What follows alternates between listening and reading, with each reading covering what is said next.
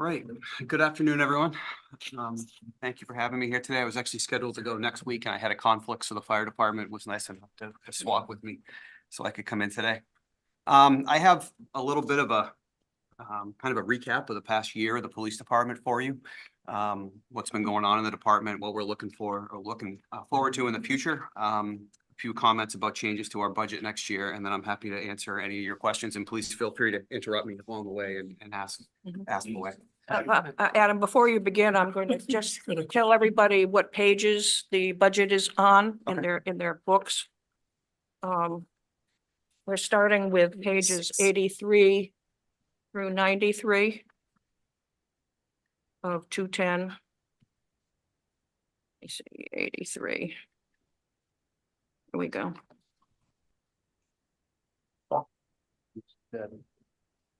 Yeah. I'll wait. Yeah. Thanks. Mary, if I could just, I just want to preface Adam's comments because I got a call from Roy yesterday, I think it was, with some questions, and I just want to relay them. So when Adam speaks to it, he's, can take into account. But on the salaries page, Roy was asking some questions about some big jumps in salaries. This is on page 87.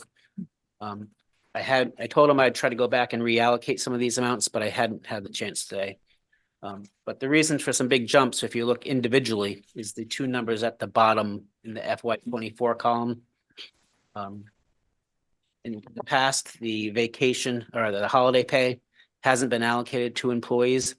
And of course, last year was the collective bargaining amount for 105,000 that was allocated to all the employees collectively. I didn't break that out by individual, but obviously the change in the collective bargaining rates and salaries is reflected in 25, in addition to the allocation of the holiday pay to individual employees. So it does make it look as if the percentage jump is much higher than it in actuality really is. Where was that money previously recorded? The 105,000? Yeah. That was the separate article at town meeting. It Was wasn't the voted. override of the 710 override? So again, it makes it very difficult to go year to year and look at totals and what the growth is and all, right? Right, and that was Roy's point. So what I told him I would try to do, I just didn't have time today, is go back and reallocate that so I can get that to you out to you subsequently. But So when I look at the total, and we don't have 24 actuals, so if I go back to 23, the last year we have actuals, it looks like over the 2 years in total, the whole budget went up 16% over 2 years. But in reality, you've allocated a bunch more money into the current budget. So it's actually less than that amount because it's not in the 23 numbers. Is that right? No. I have the 23 numbers here. the budget compares 24 and 25. It's impossible to give you 24 actuals because we're in the middle of 24. Right. That's why I went back to the last year we had actuals, which was 23. Said, okay, if I look at 25 versus 23 over those 2 years, the budget went up 16 and change percent. Yeah. And I think what you just told me is some of that is because you allocated into 25 a piece of this vacation stuff. No, I think your initial analysis is correct. What is Greg? The 23 is the actual, Mhm. and the 25 is, budgeted 100% of what we actually believe the salaries are going to be. So yes, that is true what you kept. So the total is 16% over 2 years. All right, Sorry, Adam, to get you off on a wrong Okay. foot, but all right.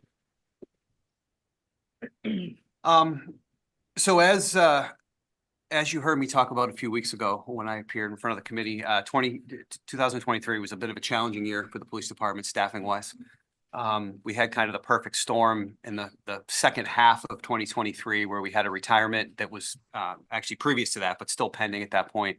A resignation, an employee took a job in a different department, and we had a work-related injury of a third employee. So we worked basically the second half of 2023 short 3 patrol officers on our department. That I won't rehash that entire presentation again, but you're going to kind of hear that theme throughout this presentation that that was a challenging time for us. There is a little bit of a light for us here. Officer Anthony Rivera, who we hired in the spring of 2023, recently completed the police academy and finished his field training. He started a couple of weeks ago on patrol on his own, so he took a little bit of pressure off that for us. Officer Michael Reveruzzi, who we hired in the summer of 2023, he recently completed and graduated from the Plymouth Police Academy and is currently in field training at this time. He has about 7 weeks to go in field training. So as long as all goes well with that, which I'm sure it will, then we'll get him out on the road filling shifts on his own. I believe it's around April 1st. So that will help us as well. And the officer that was injured has returned to full duty at this time. So we've got a little bit of a reprieve from the second half of 2023.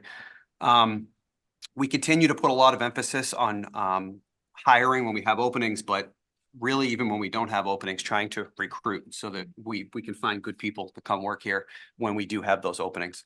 Our officers were at Fitchburg State University yesterday. They held a career fair there for, they have a kind of a unique program there where you can get a bachelor's degree and attend a police academy while you're at college. So it's a good opportunity for us to go in there, pass out some business cards, meet some people, try to recruit them to come here. And we're going to Mass Maritime with our HR director, Lori Barr, I believe next week. They have an emergency management program there that we hope to meet some students from that. Some statistics from 2023 compared to 2022. Total calls for service in 22 was 16,234. 2023, 16,126. That number dipped slightly, but I actually think in reality, the calls from the citizens have increased. I think the reason you see the numbers down just a tick is because of the shortage of officers. So we're not getting the officer initiated calls, building checks at night, directed patrols, directed traffic enforcement, that type of thing, because we were short those officers. So I think overall, the calls really have gone up a bit. It's a little bit hard to tell though, because of the shortage of the officers. Traffic stops in 22, 3,109, and in 2023, 2,958. So a little bit of a dip, again, shortage in staff though. Training is something we continue to put a huge emphasis on in our department. We kind of fought through that this fall. The fall's the time when we do a lot of the training, but with some of the staffing shortages we have, it made it even that much more difficult, but we fought through it. Yearly in-service training, which is required of all officers every year. This year it covered criminal law update, motor vehicle law update, report writing, OUI refresher, courtroom testimony, CPR and first aid, and responding to victims of violent crimes. There were a few other smaller topics tossed in there as well, but those are the big ones. So each officer has either completed those refresher trainings or is in the process of doing that now and will complete it this spring. In addition to the in-service training that we do every year, we continue to look for specialized trainings so that we can have, the best trained officers to encounter any situation that arises in our community. Every officer doesn't need to be trained in every specialty. We can share that knowledge amongst the officers on the department when the issues come up. Just a quick list of some of the stuff we've done. Our detectives and our school resource officer continue to receive specialized training. A lot of that nowadays centers around technology. Every kid at Nauset High School is walking around with one of these in their hand. And, most crimes that are committed these days, not just in a school setting, but in the public, involve technology. So that's a lot of the stuff we're doing now with our detective and our school resource officer. We trained another officer this year as a crash reconstructionist for motor vehicle crashes. That's a very extensive training. It's about 6 weeks worth of training, broken up in 2-week segments, on how to, take measurements and photographs and really a deep dive into investigating serious motor vehicle crashes. We sent 2 of our female officers to street survival for women in law enforcement. It's kind of a unique class they offer it for all law enforcement officers, but they also make it specific to females in law enforcement and some of the unique challenges that women may face in this career. So we were able to send 2 of our officers to that. De-escalation training is something we continue to harp on. We sent our supervisors and our field training officers to that training again this year so that they can continue to push that on the officers as they're training new officers and just ongoing conversations every day. We sent all of our officers that can be in charge of a shift. So we have sergeants that supervise our shifts. If there's not a sergeant present on the shift, whether that's just the schedule or whether it's a vacation day or something like that, we have certain officers that are authorized to be in charge of a shift and act in the sergeant's place on those shifts. We're sending all of those officers that can be in charge to a leadership school. Basically, what we're asking those officers to do is act as a sergeant when the sergeant's not there. We send our sergeants to specialized training on how to be good leaders. So we feel that it's important for those officers to get the same, or at least some of the same pieces of that training. And finally, we again this year completed active threat or active shooter training. We try to do that every year to keep that fresh in our officers' mind. This year, the venue we did that was at Eastham Elementary School. I'm a big proponent of doing that training on the sites where we work. We used to do a lot of that training regionally, and we would train at a school in Yarmouth or at a particular abandoned building that we could use. Good training, but my preference is to do it right in the areas where we would be responding to for an emergency. So we were able to partner up with the fire department. We did some police response followed by the follow-up fire response that would come after. And we also invited the National Park Service in, their law enforcement rangers, because they would be our backup in that situation. So, we will look to do that again this coming summer as well. I wanted to touch on overtime.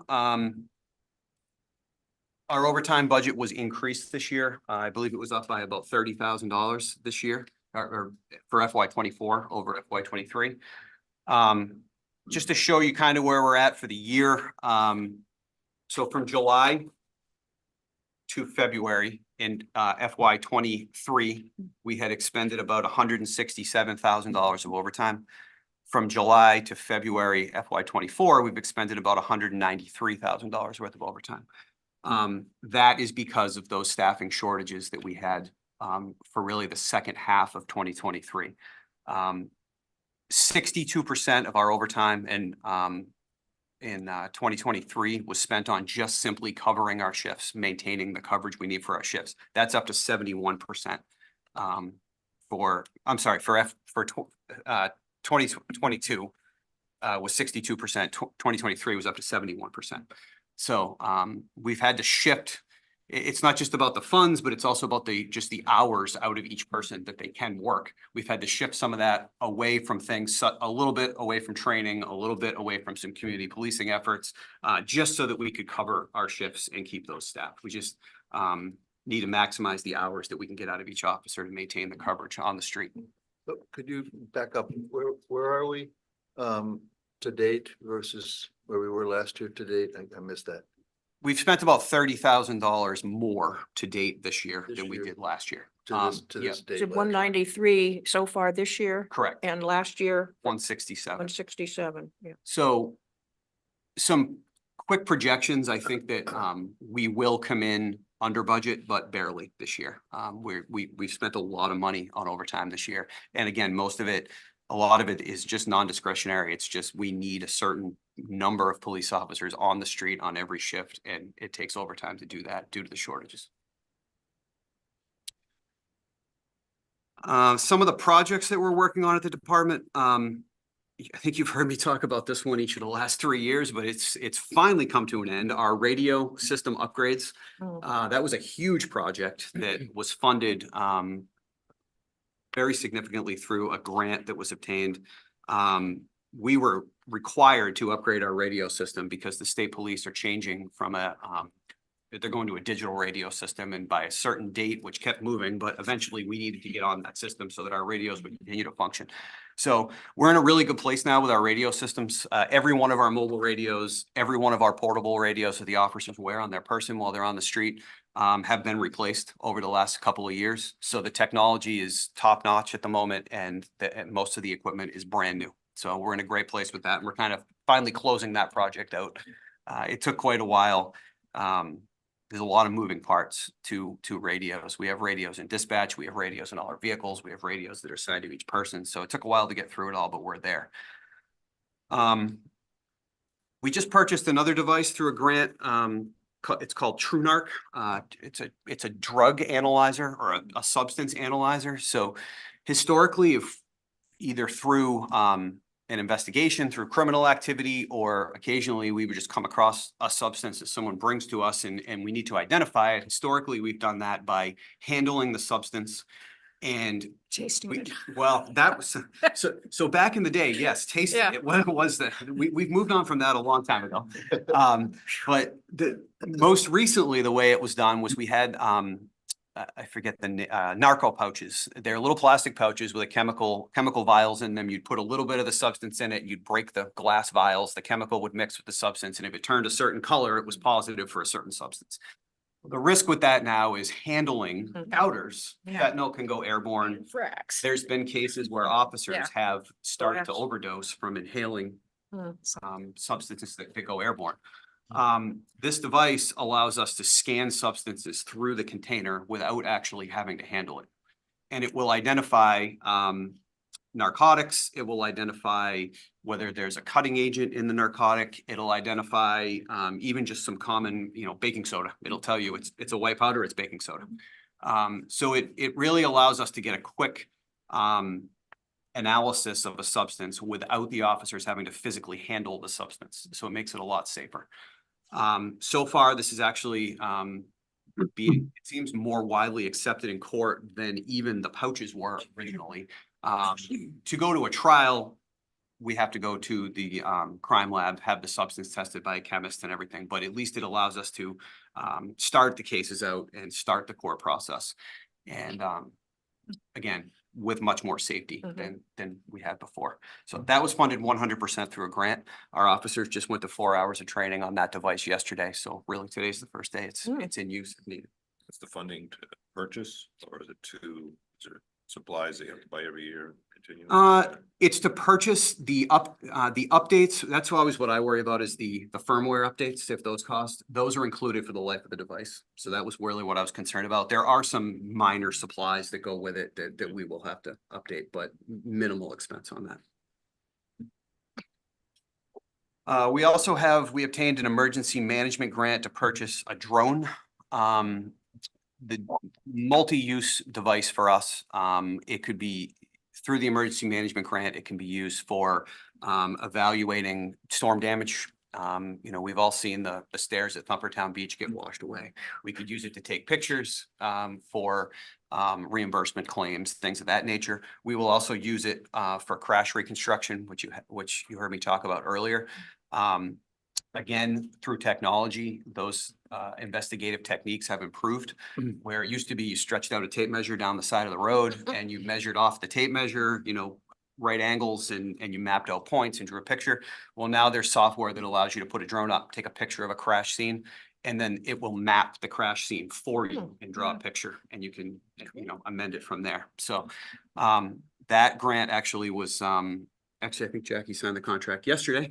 So that piece of equipment is yet to arrive, but that will be purchased over the next couple of months and implemented. I have a question on that, Adam. Does that also, if you're trying to find where somebody is in a house and you want to take action regarding that person, would that show you what's inside? No, Heat thing or something. it wouldn't give us anything inside of a house. Oh, okay. It could be used for search and rescue, yes.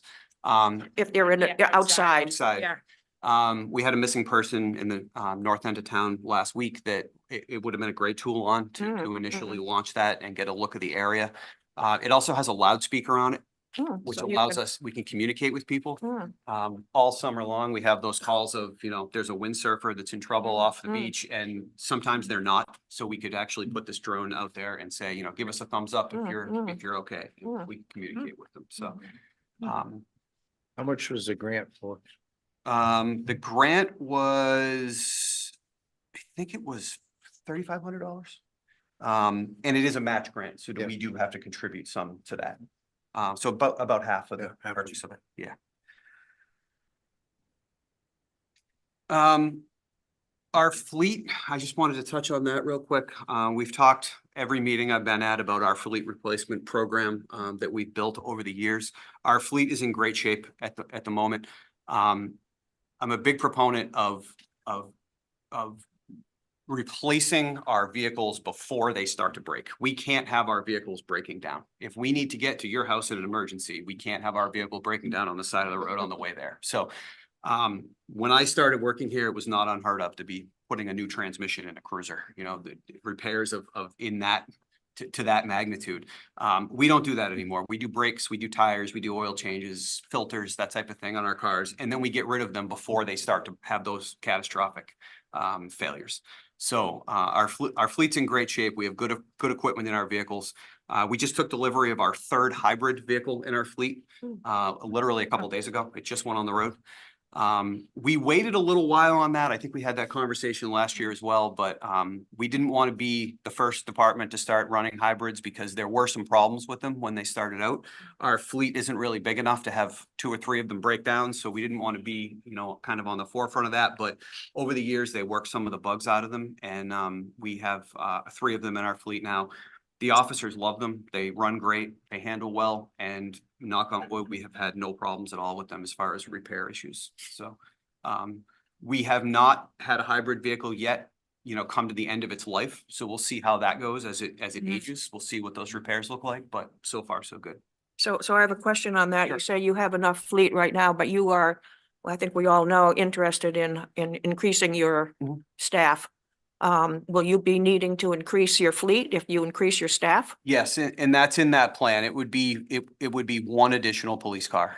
So what we do is we divide up our fleet between our officers. So we may assign 3 police officers to 1 cruiser. So someone on the midnight shift, someone on the evening shift, someone on the day shift.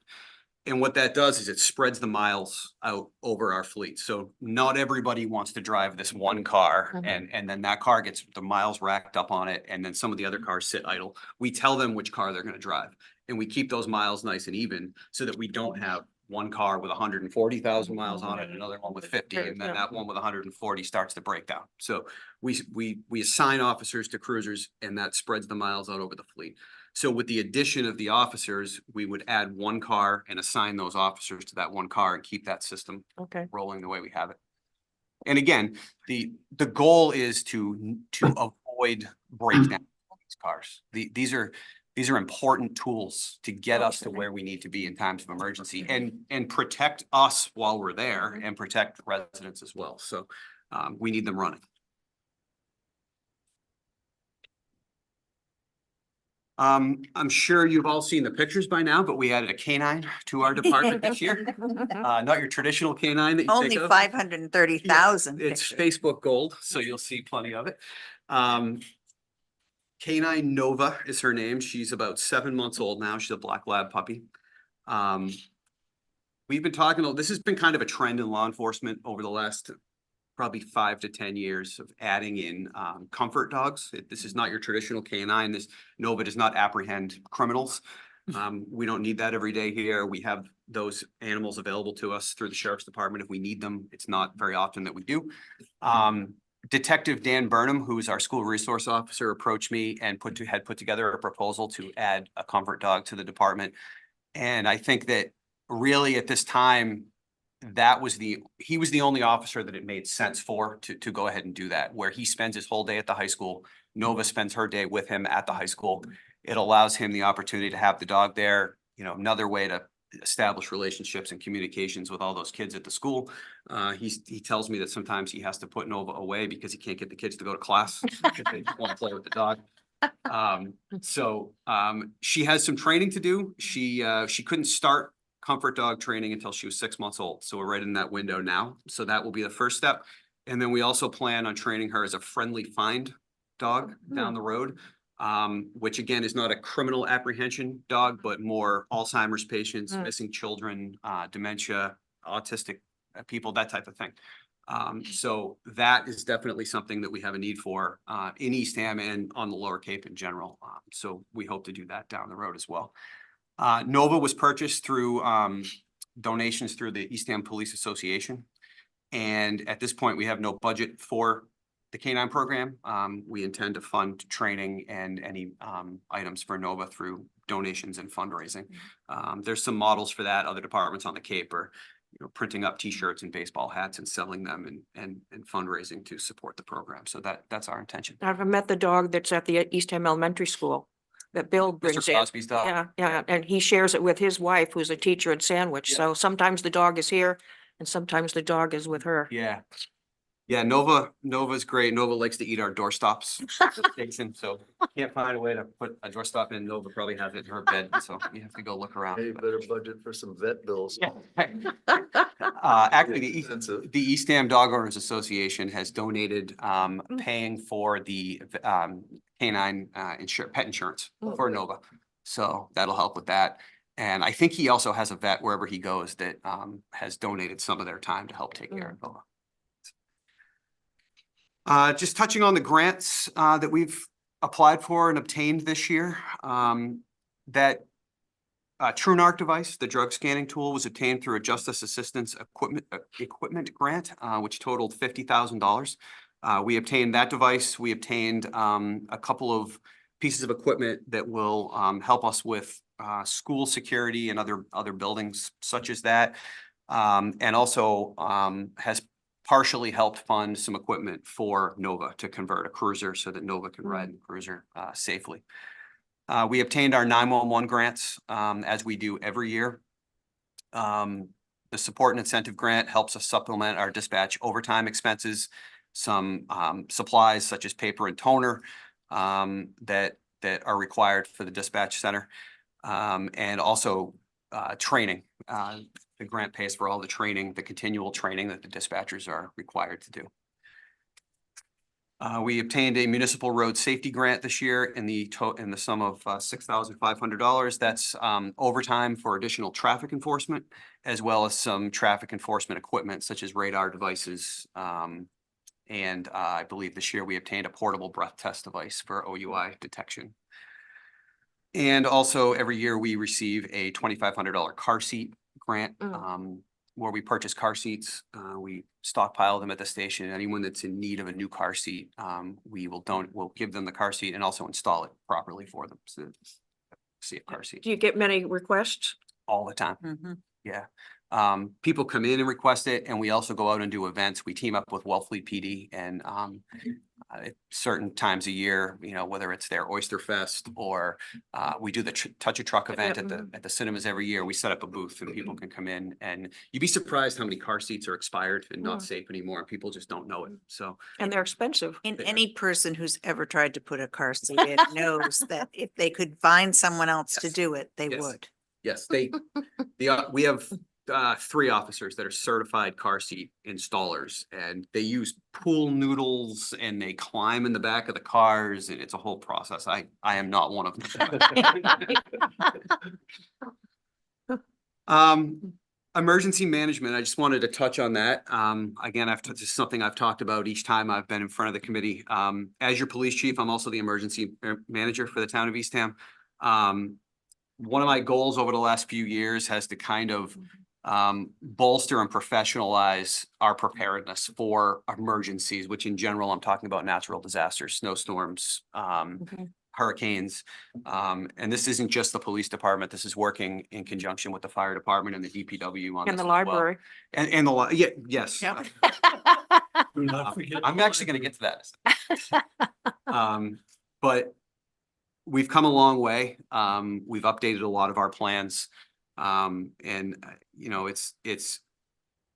days of just kind of winging it in emergencies like that I think are behind us. We need to be prepared. We need to know, if we need to open a shelter, who are our volunteers? We need to open the library. Who are we calling to do that for a warming center? We need to be prepared for that stuff so that when the time comes, it just works that much smoother. We've established our first ever Eastham CERT team. A group of about 8 Eastham residents attended CERT training in Chatham. Chatham, Harwich, Orleans, and Brewster have a very robust CERT team that's well established. They were nice enough to invite our group in and provide training for us. Our CERT teams can do a wide variety of things, but our CERT team is going to concentrate on storm shelter management and warming center management, should we need that. That is always one of our biggest concerns during natural disasters, is if we need to open a shelter, who's managing the shelter? We don't necessarily have police officers and firefighters available to manage those things during those times of emergency. So our CERT team is in its very infancy stages, but we're working towards being ready to go should we need to open any shelters. Along the sheltering topic, the high school is generally our regional shelter for the Lower Cape. Not right now, Anyone not that's at the driven by moment. there recently knows that it's not exactly in any condition for that right now. Right, We transitioned over to the Eastham Elementary School, not nearly the size complex that we get at the high school, but in the same general area, so that we can offer the same general service to Eastham residents, but also other, Wellfleet, Truro that may need it in this area. Our only other option was to go towards either Orleans to the middle school, or even just join up with Cape Tech, which we felt was a little Distance. bit too far away. If we had a large scale situation that the elementary school couldn't handle, we may have to look into some of those options, but we had a little bit of an issue at the elementary school with we tested the generator because we needed to know exactly what the generator ran should the power go out. And one of the things it didn't run was the heat in the gymnasium. which is probably the Might need during a room that you might shelter need the visit. most. So we're Here. working with an electrician. It's actually a relatively quick and easy fix to have that switched over. And we may be back in the high school next year, but in conversations with Jackie and some other people, I think it can't hurt us to have the elementary school as a backup to the high school, even in years to come, once the high school's reopened. So we'll have that ready to go, and we'll know exactly what it's capable of. We'll have the library as an overflow place. So we use the library as a warming center. Warming Yeah. It's not a shelter, not an overnight shelter. Not overnight. Overnight shelters have some different requirements as far as get cots, showers, Food. food, bathroom facilities, things like that. So, if we need to, Pets, what's that? pets. Pets, correct. So if we need to have an overnight facility, it would be one of the schools. But the library is a perfect venue for, come in, warm up, charge your phone, that type of thing. That's what we'll use the library for, and the COA building as well, should we need to. They have a generator? They do, Anyway, correct. The library has a generator. It's not a complete generator, but for the entire building, but it is. Covers the heat though. It works for the Okay, warming yeah, center. Yeah, it works as a warming center. Some things to come, looking forward on the police department. As you all know, staffing is a major concern of mine.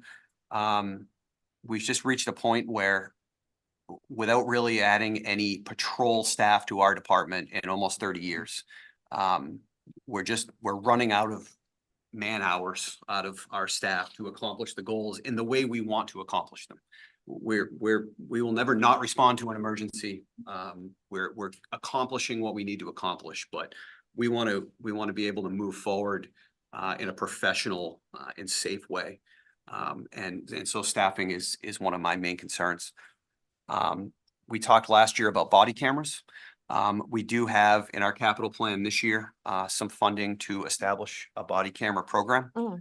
One of my questions. Yep, there's also some grant funding possibilities, which may help save some of those funds.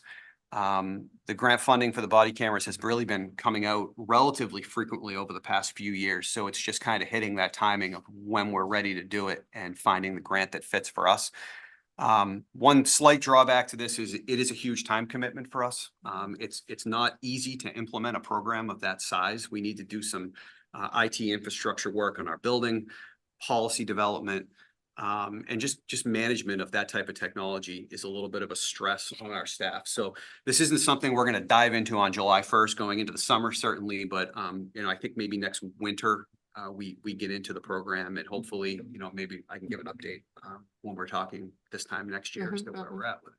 So what you're planning on using grant money for body cameras for this coming fiscal year? So we have in the capital plan, there's $50,000 for this coming fiscal year for body cameras. Mhm. I'm hoping Okay. if a grant, certainly we won't ignore grants that come up. So if a grant pops up that can be utilized for that, we will pursue the grant, which means we wouldn't need to use some of the funding that's allocated through the capital plan.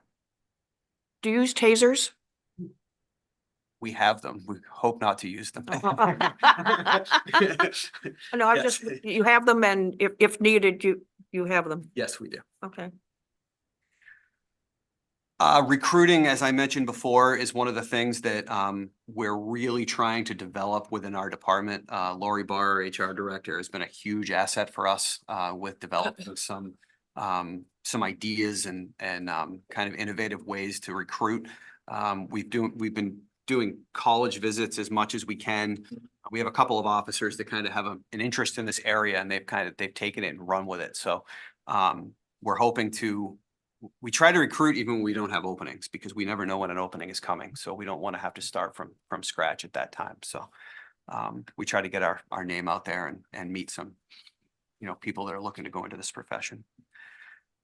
Another topic you've heard me talk about a ton is mass police accreditation. Mass police accreditation is a completely voluntary program. I know the accreditation word sometimes, if you're a hospital or if you're a school, you have to be accredited. Police departments don't have to be accredited. It's a voluntary program. There's 2 tiers to it. There's certification, which is where we're at right now. And then there's full accreditation, which is where we want to be. We've been slowed down a little bit in this process because the standards that you need to meet to reach full accreditation have been changing. There's been new versions of them coming out. So we didn't want to get too far ahead of ourselves because the goalposts are moving. So those have kind of been solidified. And what we're hoping is that we would be up for recertification in the spring of 2025. And we're hoping at that point, instead of getting recertified, we get fully accredited. What does accreditation give you for, Yeah, I was as gonna- far as benefits? So basically what it does is it just tells the community that we have the gold standard of police policies and procedures. And that not only that and this is the hard part, not only that we have them, we're following them. We have to prove that anybody can write a policy and print it and put it in a book, but you have to show that you're actually following those policies. So to me, it gives credibility. Does it affect insurance rates, stuff like that? or- Steve, I'm going to ask you to just pull your sorry. thing up because we've got folks on the Zoom that can't hear. Sure, I was just asking, does it affect insurance rates if you reach accreditation?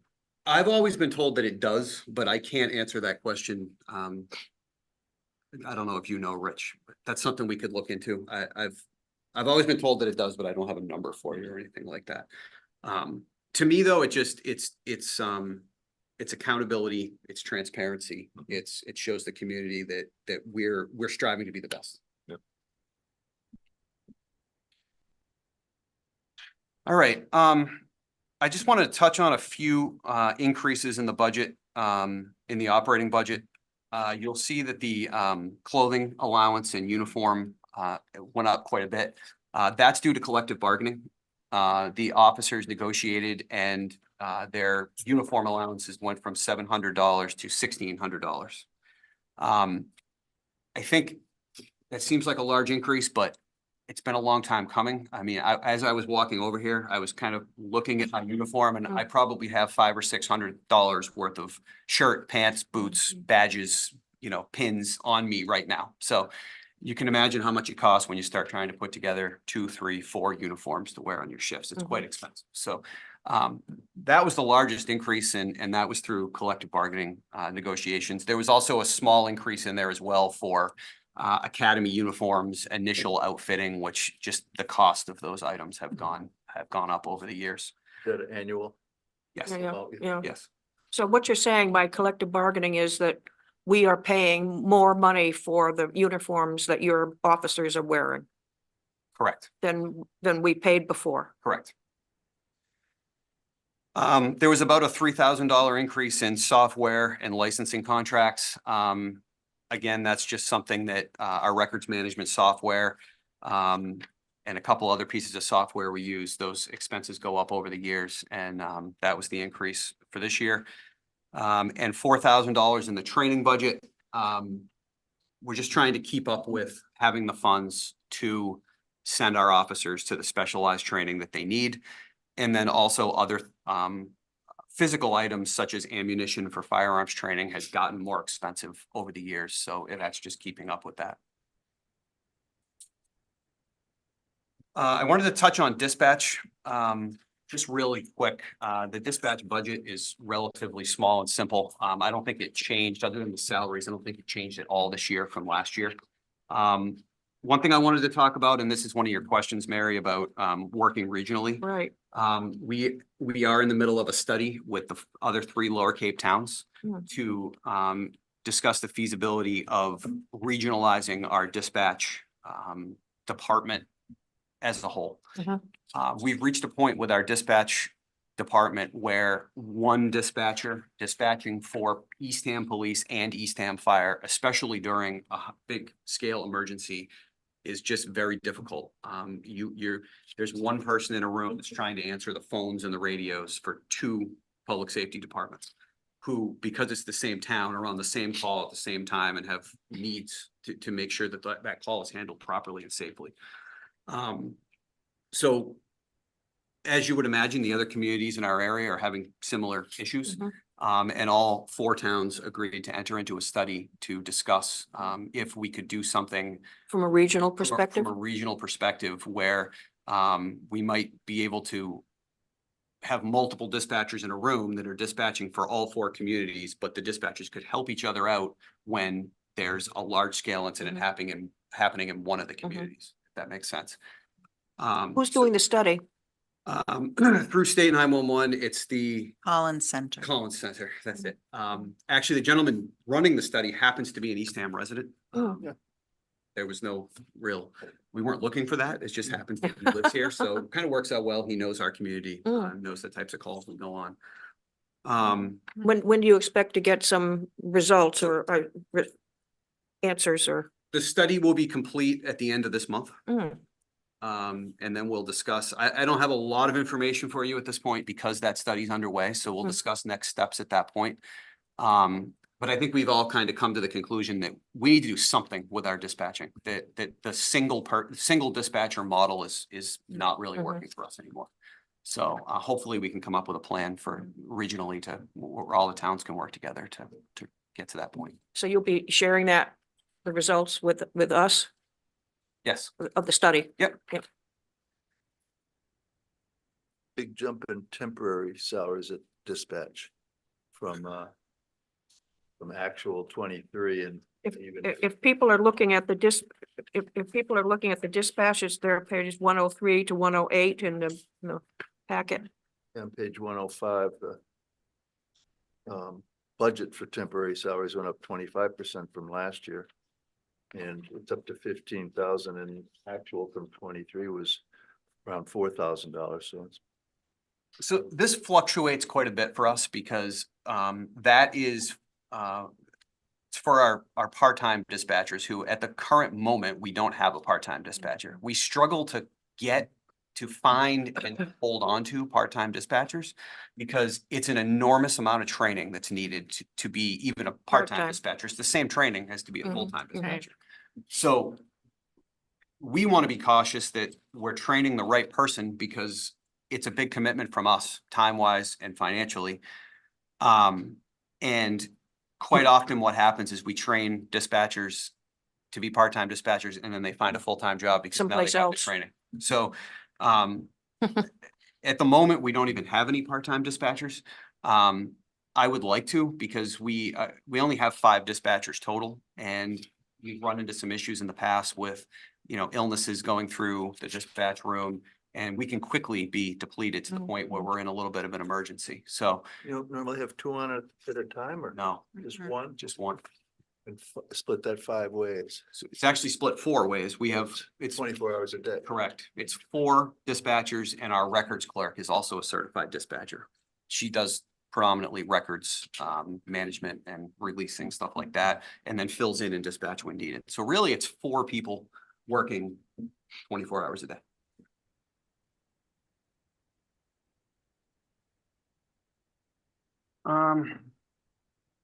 That's really all I had for my presentation. I have the questions that I received are basically the same questions as last year, so I wasn't gonna go through them one by one again unless you want me Yeah, to. no. Okay. No. If you have any specific questions about, either the questions from last year or anything I said today or anything new, I'm happy to answer it. I have a bunch of questions, but Russ, you have a question? I have some questions too. I don't know if this is the right time, but I think one of the most important uh, things that I hope that you're involved in is working with MassDOT on redesigning Route 6 in an ongoing endeavor. Because, you know, if we don't, and the police department doesn't get its needs in there, I think it's one of the most important things that hasn't been mentioned. And so, are you doing this? Is the police department working with MassDOT in the redesign of Route 6?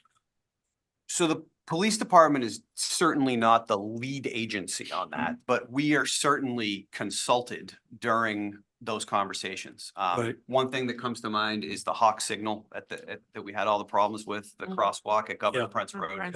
I was on countless meetings about that. Took So years, put that up.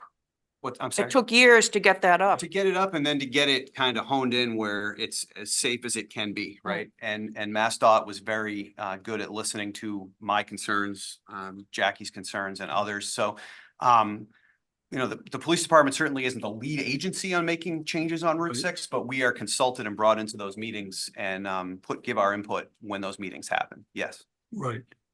But, you know, it's obviously extremely important because to some extent, you've got to take care of the issues that the accidents, the bad places. And I think that you know, you're not the lead agency, but I certainly think that you should be strongly involved in getting those things. For example, you know, one of the things I'm sure you know where the 3 or 4 worst places on that road are. Yes. And that information, I think is critical to a proper redesign of that road. And that's going on in the next 3 to 5 years. Yes. So go ahead. I'll take it. I'm Okay. sorry. So Russ, the redesign of Route 6 is not being initiated by the DOT. The DOT has no plans to touch Route 6 in Eastham anytime in the near future. And who's They are doing- doing a full overlay repavement of Wellfleet, but not Eastham. So we have initiated, the select board initiated a conversation with DOT. And the first step of that was doing several traffic studies and hiring a traffic engineer, which we did, Jim Fitzgerald. Yep. So Jim has been working on our concept for redesigning Route 6 and doing the traffic studies that will confirm where the traffic is moving and where the dangerous places are. But absolutely, you're 100% right. Like, we can't possibly, as an Eastham team, we can't recommend any changes without Adam and without fire. So, you know, it's there at the table. It's just that we don't, it's moving because we're paying for it. It's moving at the pace, very slow pace. And I have had a meeting with Jim Fitzgerald, Jim Fitzgerald to talk about that Yeah. study and talk about those intersections and Yep. convey some of my concerns. So that has happened already. Okay, So just to clarify that. good. Another question I have is because one of the things that jumped out at me was the cost of uniforms. Mhm. And I'm just wondering, how do the newer, more expensive uniforms help in performing your duties? Do they bring anything to the table? I'm not sure they're newer, more expensive uniforms. They're really the same uniforms we've worn for years, just the cost of them has gone up. In general, I mean, a pair of boots is more expensive than it used to be, you know, and they're the same boots. They're just more expensive now. And I think a lot of that jump is just keeping up with those cost increases over the years. We actually have, I don't know if you've noticed, but our officers have transitioned from wearing their gear solely around their waist to they wear a lot of it on on their body armor up top, and that's more for health reasons. It keeps the weight off their hips and up on their shoulders. But in doing that, some of the shirts underneath are actually a little cheaper than your traditional uniform shirt. So, you know, we're not talking a lot cheaper, but somewhat cheaper. But I think in general, you're just seeing the cost of just the clothing has gone up over the years, and we finally caught up with it. Okay. That's all I have right at this. Do I have any Zoomers that have some questions? Tom? Tom? Yeah, good evening, Chief. Thanks for coming tonight. Appreciate it. We can't hear you, Tom. You can't hear me. You can't hear me now? Yes. Got you. You got me now. Okay. Chief, thanks for coming tonight. Just a couple of questions. When I was going through the budget, I noticed that the animal control expense and the purchase of services was zeroed out this year. Were those moved to another part of the budget? Maybe this is a question for Rich.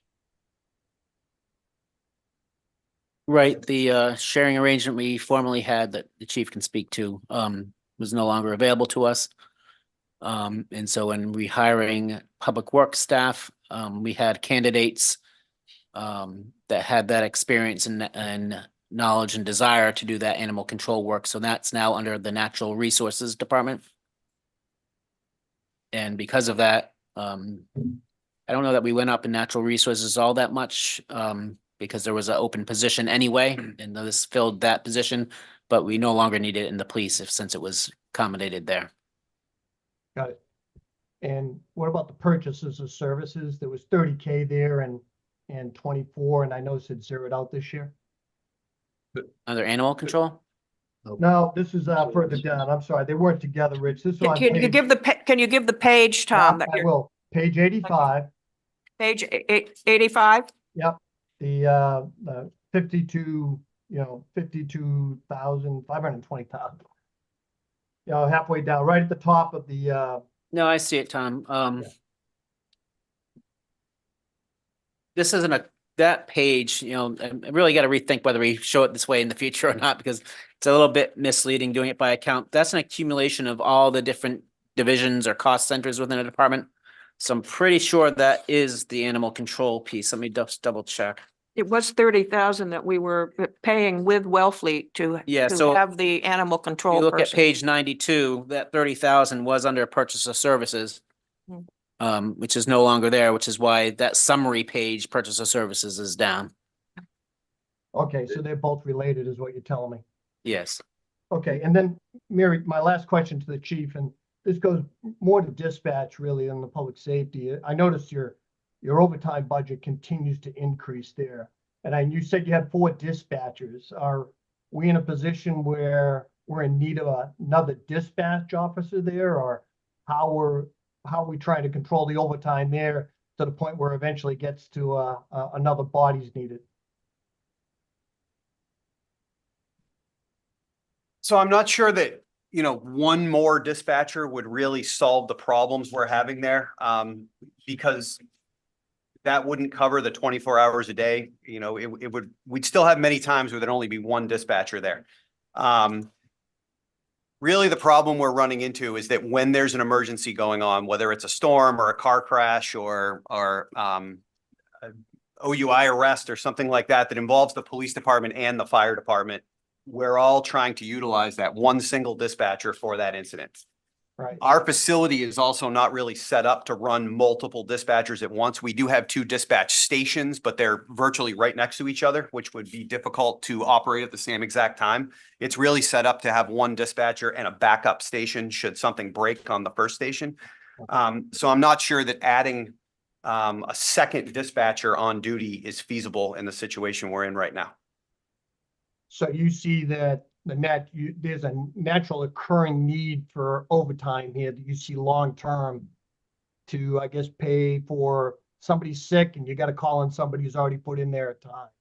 Correct. And we do at times. Well, except for that part-time dispatcher, if Adam was successful in yes. finding one. Yeah.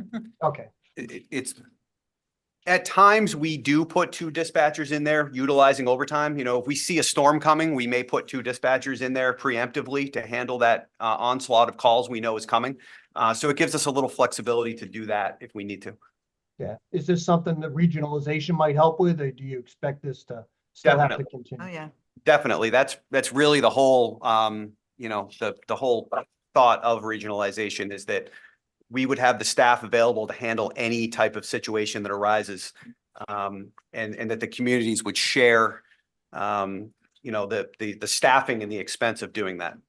All right. Thanks very much, Chief. Roy? Yeah, I got about 3 questions. Chief, when you look at fiscal year 24-25, do you see the challenges facing the department as being any different than in the current fiscal year? I don't think he's privy to the discussion that you had at the select board a while back. Oh, okay. Yeah, no, I think our biggest challenge right now is staffing. You know, the police department is running at, you know, bare bones minimum staffing. And that's the biggest challenge I see going forward is increasing that staffing so that we can continue to meet the needs of the community and not just meet them, but professionally and safely meet them. Okay, thank you. You mentioned that there's some sergeants that are authorized to serve as, I guess, the officer in charge on some shifts. What training do they get for that? So let me just correct you a little bit. All of the sergeants, that's their job, is to act as supervisors of the shifts. We have certain patrol officers that have enough experience that we authorize to act as sergeants, basically, in the absence of the sergeant. The sergeants go to a very in-depth, we usually send them to Roger Williams, which is kind of the gold standard for police supervisor training. They get, I think it's a 2-week program for the sergeants to teach them, you know, leadership and liability and management and all that stuff. The officers, we historically have not trained to that level that we allow to be, the officers that we allow to be officers in charge, we haven't trained to that level. So I'm trying to transition to that a little bit, that we're asking them to act as a sergeant. So I want to give them as much of the training that the sergeants get as possible. And those were the staff that I had in mind, the officers who would be act as a sergeant at times in terms of the training they've been given. And how many of your officers are authorized to step up and serve as a sergeant on a temporary basis? Off the top of my head, I would say there's 6 or so patrolmen that are authorized to do that on our department. Mm-hmm. Okay. And those are officers that have the experience, the years in policing, and then they do some in-house training as well. Our sergeants actually train the officers in-house to take on that role. Okay, thank you. In terms of accreditation, you mentioned that standards have changed, that some of them have become more difficult. What are some of those standards, the major ones that have changed in terms of the department's accreditation?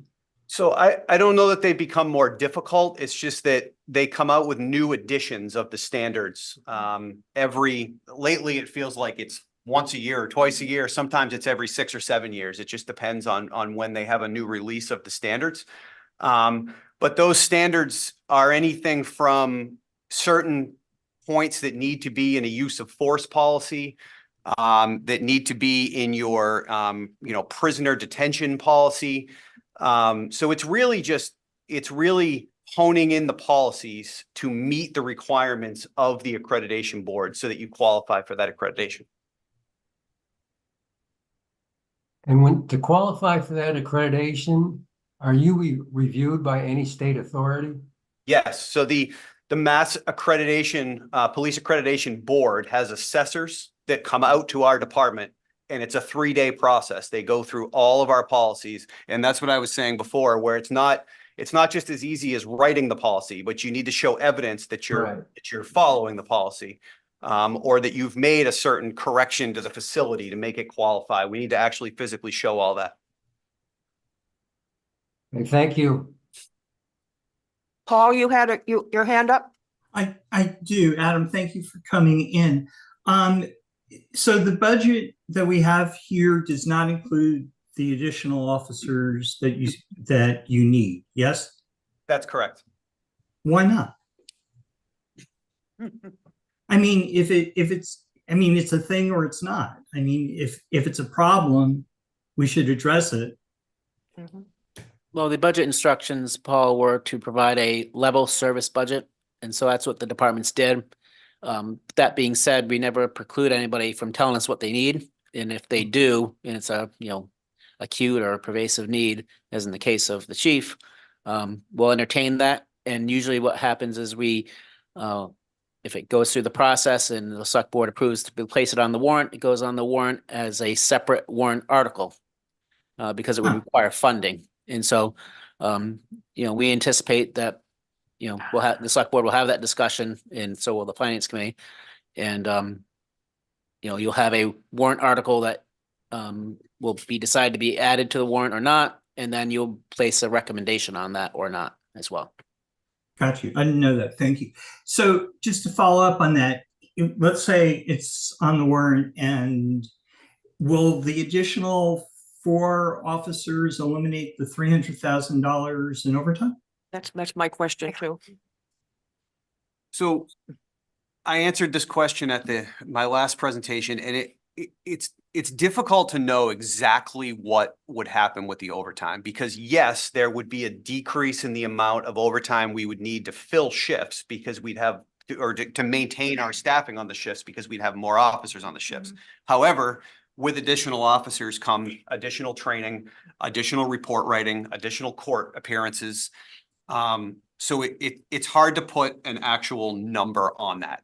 I think I said in my initial presentation that my initial thought was that it might stay about the same, that we'd add the officers, which is going to add some overtime, but it would save some overtime in other places, and it would stay around the same. But I think that's something that would have to be evaluated after we get to that point. What I think might be helpful though, and I think you had a good chart on this, in lieu of sending out a chart publicly, perhaps we could maybe do a little memo, but I think your data indicated the number of instances where you had to call people back for coverage versus when you wouldn't if you had the extra staffing on the shift. So knowing the number of instances where you're having callback for shift coverage would probably, give an indicator of potential overtime saved, right? If it would help, I could send that whole I'm just PowerPoint going to ask. presentation. Yeah, that would be a good idea. Sure. Terrific. All I had. Thank you. And I just want to go back to that same question. When you gave that presentation, if I remember correctly, it was for 4 additional staff members. And there was a dollar figure attached to that, 650,000. It was somewhere in that area. Yeah. We'll revisit that and revise. I'm sorry? We'll revisit that and revise it, and obviously if there's any warrant article proposed, we'll have a more exacting number with the cost breakdown, but. Right. And then Rich, that would also include the additional police court, right? Yeah, except that, well, short answer is yes. Not to get far afield, but as you know, we have a fleet replacement program for the police department and other departments, funded by a $400,000 override several years ago, specifically for capital plan funding.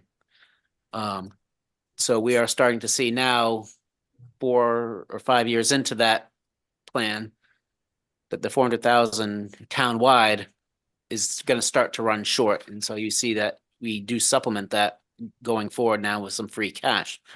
All things being equal, it would be nice to keep those recurring replacement programs funded through the tax levy to ensure that we can accommodate those. So, 400,000 5 years ago isn't equivalent to 400,000 today. So at some point that amount ought to go up too, but we're not really contemplating that this year, but the answer is if we got I think our intention would be if we know we need another car, we would at least add the additional amount, annual amount for the fleet replacement program for the police department into that amount.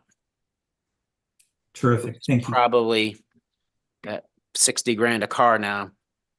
And a 3-year replacement cycle would be an extra 20 grand, just for easy math. 4-year would be $15,000 a year. Thanks. Did you have any other questions, Paul? No, thank you. Anybody here at the table?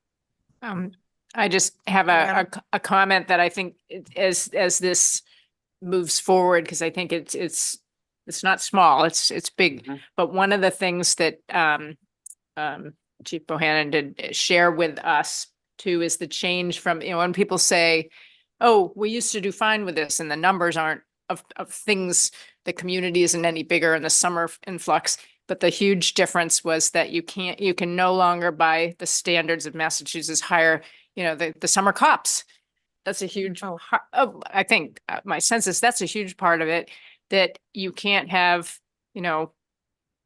lesser trained, and that's a big loss in some ways, but that's affecting this as well. That why do you need 4 full-time year-round people? Because the standards are different and the community is changing, but When I started here in Eastham, I started as one of those summer officers, Yeah. and I was one of 7 summer officers that Mm. were hired. Amazing. And no, we didn't do everything that a full-time officer did. We weren't trained as highly, but we were able to provide traffic Mhm. direction at a car crash or transport someone that's car broke down and just kind of take the pressure off of that.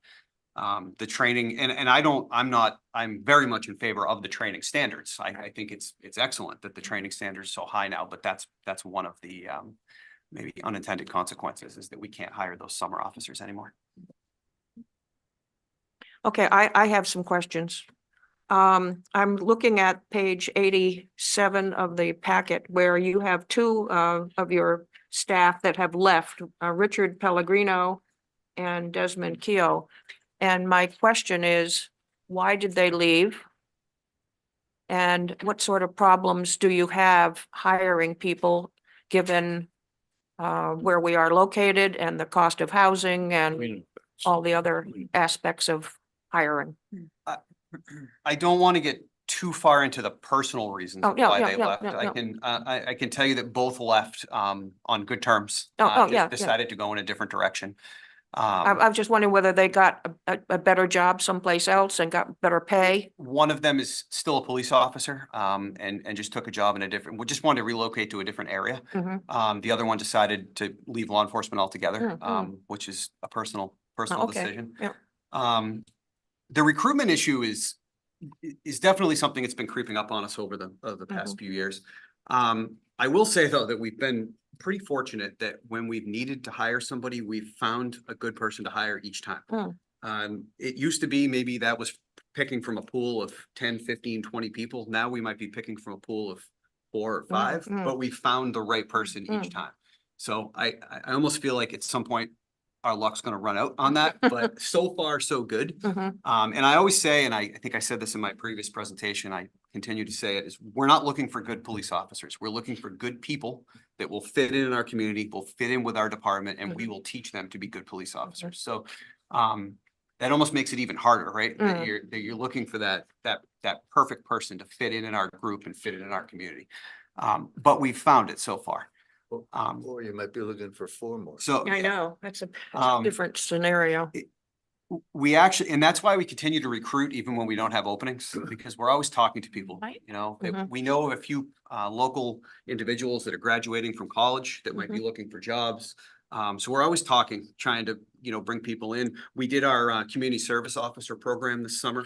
Kind of threw that together at the last minute, and that was the point of that, was to do a little bit of recruiting and give that person an opportunity to see what our department's about and give us an opportunity to see what he was all about, maybe a possible employment opportunity in the future. So we're always working on that. We can't stop, because if we stop and try to start from scratch, especially if we're looking for 4 bodies, that's gonna be very difficult. Yeah. It's ongoing. I have another question. Do you feel that the security that is currently in place at the Eastham Elementary School is the best that it can be, given what we're seeing in the schools around the country today? That's a tough question to answer because the best that it can be is that's kind of Yeah, a moving yeah. target. I mean, do you feel that there's something else that needs to be done Yeah. there to improve it? What I always say about school security is all of us want our kids secure. Mm. None of us want our kids to go to school in a prison, right? So, and where is that middle ground where they're as safe as they possibly can be? But we're not, building walls with fence around the school to make it happen. I will tell you that Eastham Elementary School is one of, they always amaze me at how engaged they are in thinking through scenarios and security. We go over there, we give a presentation or we run a drill and we get together afterwards and debrief what happened, what could we have done better? And those teachers always come up with an idea or a thought that I didn't even think of. And I'm like, wow, like, of course you work here. Of course you thought of that. So they're all engaged. Mr. Crosby is very engaged and very open to any suggestions that we have. We did training from the police department side and the fire department on site at the elementary. Yeah, you school mentioned just that. a couple months ago. So I think we're in a good place. Can never secure a building 100%, right? I mean, there's always, unless you can build it up like a prison. Yeah. There's no way to do that and I wouldn't want to do that. So I think that the elementary school's in a really good place. And I think that the attitudes and the buy-in from the staff over there is what makes that happen. So there's nothing that you feel is necessary from a financial perspective? No, Okay. not that I can think of off the top of my head. And in a similar vein, are you involved in the safety program that will be put in place at the high school? So Because that's a open situation up there. Yeah, that's actually gonna get better for us, I think, with the new design of the school. The way the school was before they started taking it apart, was really difficult for us to train at and talk about security because of that open campus and the different buildings and doors on both sides. of everywhere. buildings, everywhere. So, we worried a lot about that. The nice thing for us in Eastham with the high school is we have an officer that works there every day when that school is open. So we have an officer on site there. The first thing you see when you pull in that parking lot is an Eastham police cruiser. Like that's a deterrent in and of itself. There's an officer here on site. And then that officer also is engaged every day with administration, with the folks that are working on the building project about security and they consult him all the time about, parking and traffic flow and the perimeter of the vegetation and all that stuff. So I don't worry as much about that because he's there. He's there every day. And he's very good at what he does. So that takes a little load off my shoulders. on that Is there a resource person at the elementary school all the time? one. No, No, just part-time. correct. And I'm just curious, since that's a regional high school, do the other towns, does Eastham pay 100% of the police officer that's there all the time? So he's an Eastham employee, but the Nauset district pays us, I believe it's Okay. 55,000 a Okay, year. so it is, For it his is a service. fair. Something, Yes. Okay. Yeah. Yes, But Thanks. it's an Eastham person. yes. Which I like. We used to run it, we used to divide it up. Wellfleet would send an officer for a couple days. Mhm. Brewster would send an officer for a couple days. Which took a little burden off of the Eastham Police Department, but in reality, that school is within the town of Eastham. And I would rather have one person there every day, that knows the staff, knows the building, knows, I've never seen that car before. That car doesn't belong here. No, it's so important to have that intimate knowledge every day of that stuff. Do we have homeless people in Eastham? We have, I don't know that,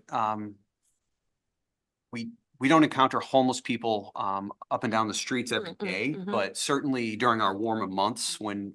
Transient Transient population. people that could live outdoors, we Find encounter them. camps. Probably each summer, we run into that to some degree. Do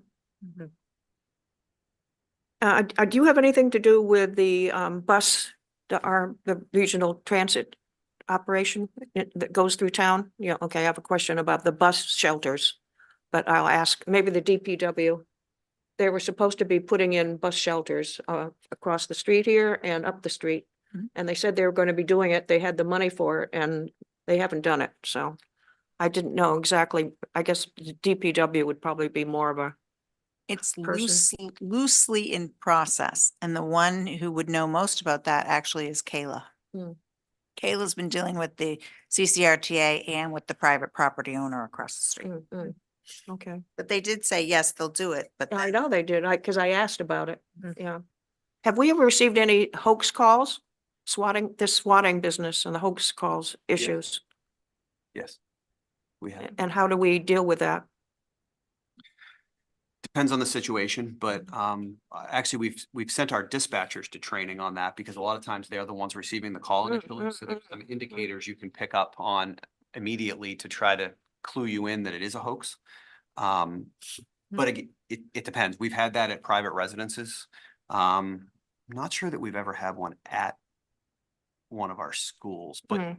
you know, there's some differences in there, how you would handle those situations. So it all depends on the facts of whatever call's coming in. Mhm.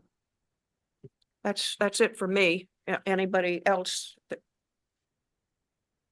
Ask a naive question, Sure, being new in the group. sure. You got relationships with Wellfleet, Mhm. Orleans. What's the relationship with Cape Cod National Seashore as far as security and police force? Outstanding. Sure. Is it? Okay, do you share resources at all or information, communications or? Information all the time. We talk about all the time that if we had an incident occur in Eastham that we needed backup on, the Cape Cod National Seashore Rangers are probably our closest law enforcement backup. We always talk about, we call Wellfleet for help or Orleans. They're our closest law enforcement backup. Alright. So we have great relationships with them. We know a lot of their rangers personally and they come into our station. They utilize our station at times if they have an arrest, they need a place for like a booking process. They use our breathalyzer. They make an OUI arrest. So Okay. we're very involved with the park rangers. Anything else from anybody that's here? Well, thank you very much, Adam. Welcome. Yeah, thanks. And if you could send us the PowerPoint, Well, yeah, that, I think everybody would appreciate it.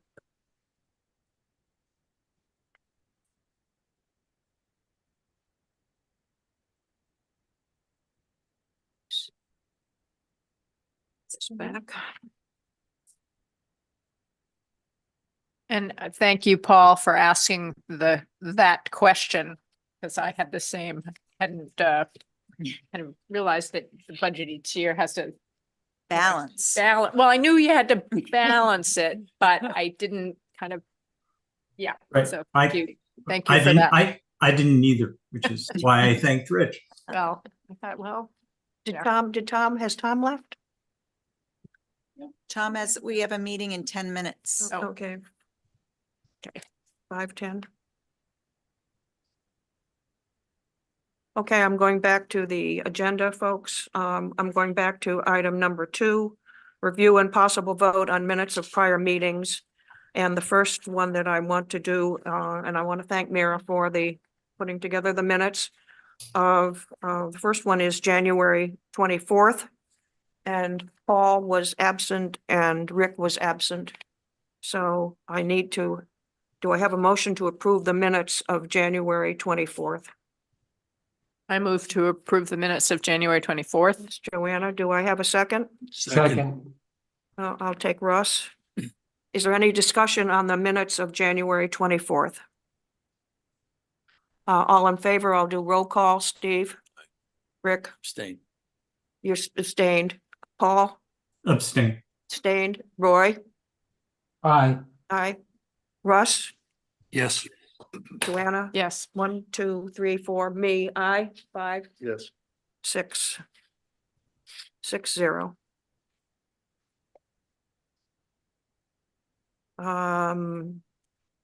I have the minutes of January 31st, and we were all here. Do I, I have just one, I think, one thing that should be clarified. On item 6, part A, that the select board vote was it says that a vote was taken and it might imply that the Yeah, yeah. finance committee voted. So it was the select board voted 2-2, so the residential tax exemption didn't pass, so. Yep. I think that would fix it. Other than that, I thought they looked fine. Thank you. Any other, do I have a motion to approve the minutes as amended regarding item 6A? I'll make a motion. That's Russ. Minutes as Russ as amended. Do I have a second to approve the minutes of January 31st Paul. as Paul? Oh. Oh, I'll yell. I can only take one. Any discussion? All in favor, Steve? Rick, Abstain. you're, Oh, just gonna, you were present. oh, for the, oh, for the. I'm on the 30 30, You're on the 31st. I'm on the 31st now. That's when we're modifying. Yeah, that's okay. Yay, Yeah. nay, Yeah. yay, yay. Roy, Yes, Paul, Yes, yeah, Russ, yes, Joanna. Yes. Me, yes. Yes. 1, 2, 3, 4, 5, 6, 7, 8, 8-0. Thank you. I'm going on down to old business. On the only item that I have on here and at the moment is issues regarding the Nauset Regional School System and the Eastham Elementary School. And a number of us have been attending numerous meetings associated with the various educational departments. And Steve and I attended a recent one on the Eastham Elementary School.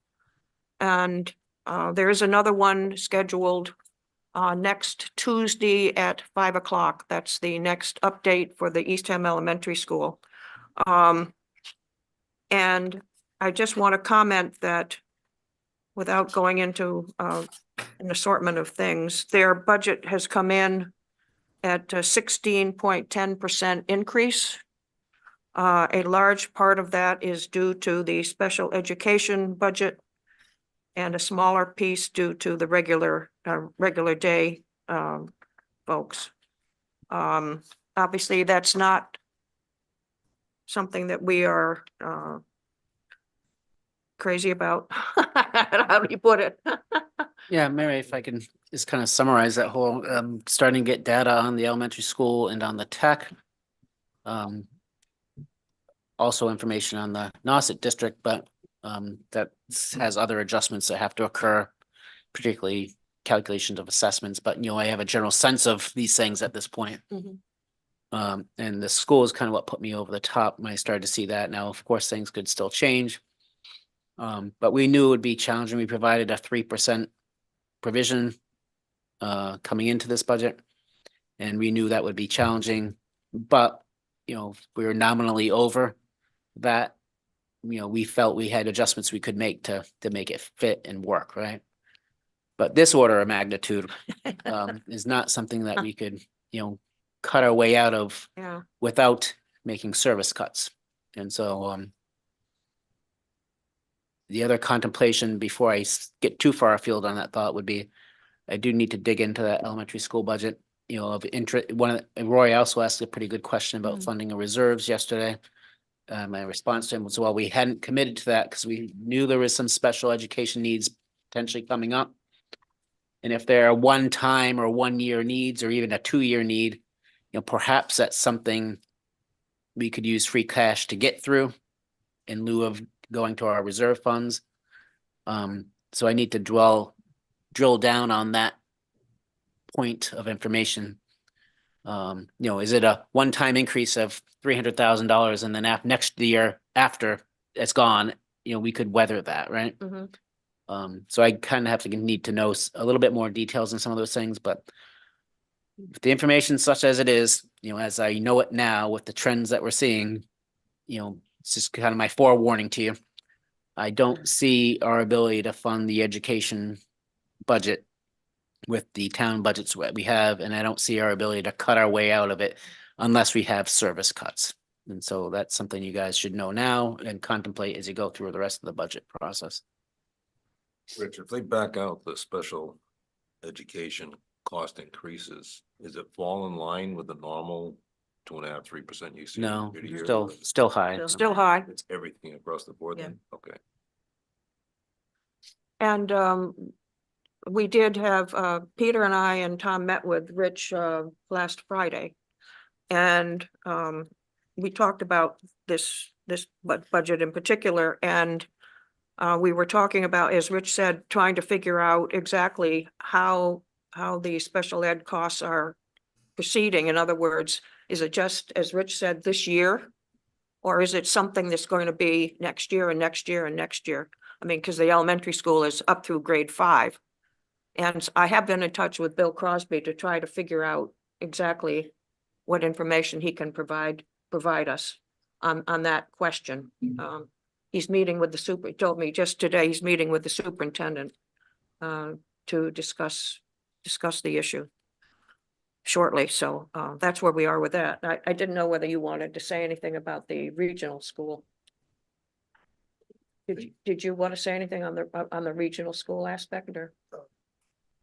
No, Rich probably knows as much as anyone about that, because you've got those budgets now too, right, or the draft. have you have the high school and the middle school. Do we have the tech school? The central office or the region only budgets. Right, So you kind of need to know those, and then we need to factor that into the whole assessment calculation. But the early look is that Is it's high. gonna be over, right? Yep. So this is a warning, folks. Any questions on the issue we're discussing regarding the educational system? There is I just wanted to add, there is an article and I think it's online, today's Cape Cod Chronicle regarding education budgets in the town of Brewster. So they've used much higher estimates than what I used. And you know, they're talking override of $1.1 million. $1 million what in Brewster? Yeah. Whoa. Well, I think because of that, Schools, yeah. is schools, yeah.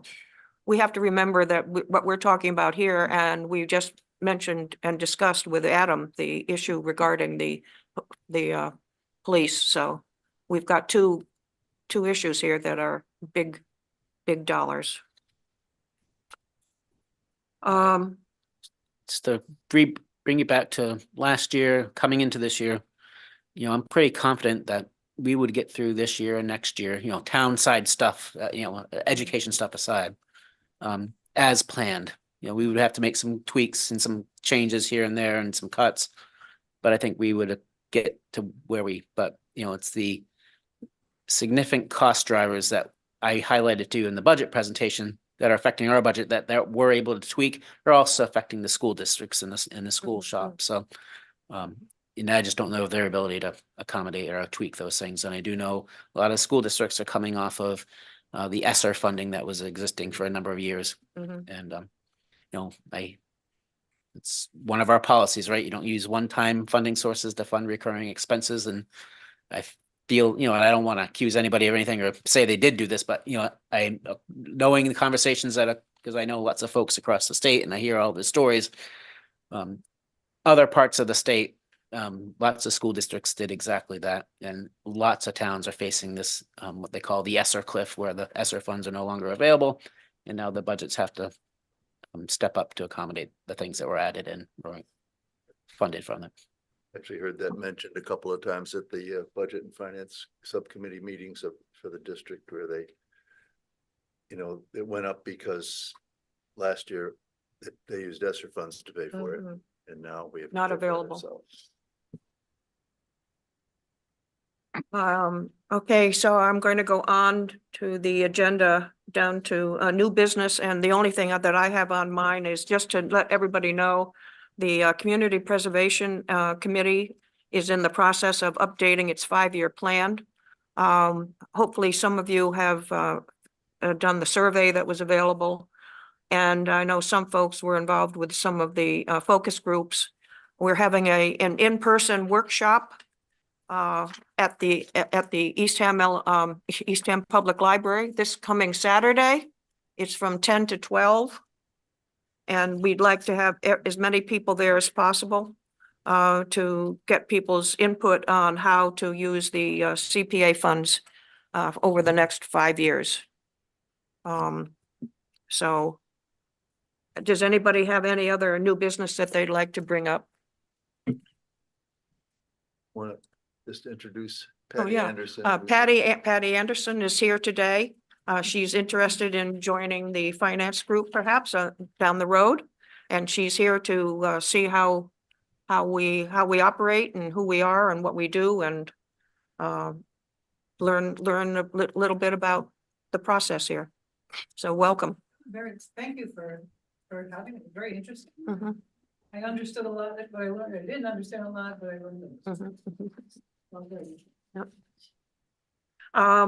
Just so you know, our next meeting, Jackie left. Does she have anything for the town manager's report? No, and did she have a written report No, that, I did not see one. yeah, so. Not that I'm aware of. I So, mean, yeah, I I don't I've think asked she did. Taylor to send it to me when there I is don't one. think she did at the select board meeting, so. Hmm. Yeah, and there's no significant news that you Yeah, yeah. need to be informed of yet. I had a couple of questions for her, but they can wait. And just want to know, tell everybody, our next meeting is February 14th, next Wednesday at 5 o'clock. Sorry, yeah, at 4 o'clock, I'm sorry. I'm sorry. Valentine's Day. Valentine's Day. It's on the fire and the community development folks. And our meeting after that is February 21st, another Wednesday, another 4 o'clock. And that's the DPW and the water.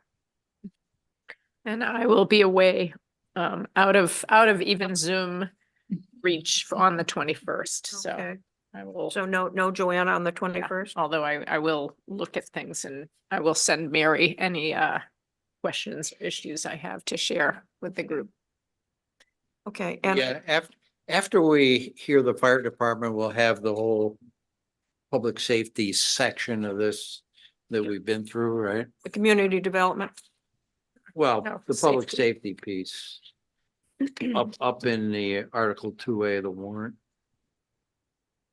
Yeah. Oh, you're. I'd like to have a little discussion on No, I think you're looking at. the- on the totals and what I brought up before about how if you go back to the actuals, I think these budgets are under a lot more financial pressure than if you just look at 2A of the warrant. You look down at public safety and you say, okay, the proposal is a 3.6% increase. And I think that way under represents the pressure that's been under those budgets over the last 2 years. If you go back and look at actuals, Mhm. if you look at the last actual we have, the public safety numbers over the 2 years are up over 14%. That's a lot of pressure. And I certainly believe that with inflation and all that. And I think it's part of the discussion on the pressure of the school system budget. They've been under that and it's starting to come through. It's coming through here, even though this number doesn't really say it is 3.6% increase. So to me, I'm not surprised at school numbers like that, because I think our numbers are kind of like that under the surface. I hear what you're saying, Rick. The only caveat I'd have to that, especially in particularly public safety, because those are the two departments with the biggest overtime. So, and we did, and I forget the timing of all that, but there was a couple of years, not too long ago, probably 23 and 22, where we had some pretty good experience with overtime. So those actuals are less, right? But we budget for more than what we might have incurred in those couple of years. And now you heard Adam today, that we're right up against it this year type of thing. Yeah. But just a reminder to everybody, we do budget salaries at 100% of the anticipated cost of the employee, overtime aside. And so if we're seeing savings on that top line on the salaries line, Right. that's probably because we had turnover and couldn't fill the shift, that replacement. Yep. And so there is savings there, right?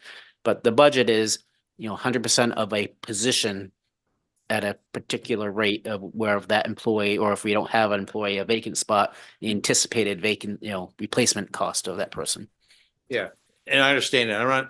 I'm not saying the budget isn't the right number, because I think they are. I think what we heard tonight, they are the right numbers. It's, I just think we need to recognize how much increase that is over the past couple of years, what the real pressure is underneath. Because we got to deal with that. Just like we're gonna have to deal with the schools. And to me, it says it's not surprising that we're under school pressure. I'm going to make a comment that I thought was interesting when, after the meeting with the Eastham Elementary School that Steve and I attended, after the meeting was over, we spent some time chatting with Bill Crosby, the principal. And we were talking about teachers that are retiring. And you normally sort of, back to what Rich said, you normally think that when somebody who's most likely at the top of their earning power retires, you replace that person with somebody that's at the lower scale coming in.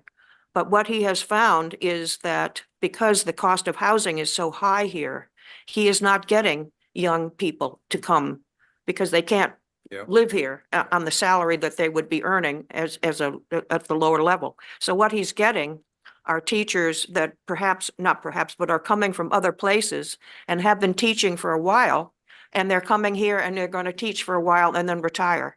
And they've got the money. And they cost more. At a higher level, and they've got the money to be able to come here because they're selling their house where they came from and where they've lived for 25 years or whatever, and come here, buy a house, teach for a while, and retire here. Yeah, so it was like the police department not being able to hire the summer help. officers anymore. Yep. They gotta. Yep. Pay more. So that's an issue that we're having to deal with here. As Rick always points out, the people that feel that the worst are people on fixed incomes Mhm. that they don't have pay increases to keep up with That's right. all this Keep up with the inflation. costs and the increased assessment on their houses, and therefore increased taxes, and yeah, it's an issue. Okay, do I have, unless there's somebody else, not somebody else, but something else that people wish to discuss? Do I have a motion to adjourn? I move we adjourn. Rick, do I have a second? Second, Roy? All in favor? Aye. Aye. Aye. 1, 2, 3, 4, 5, 6, 7, 8. And it is 5.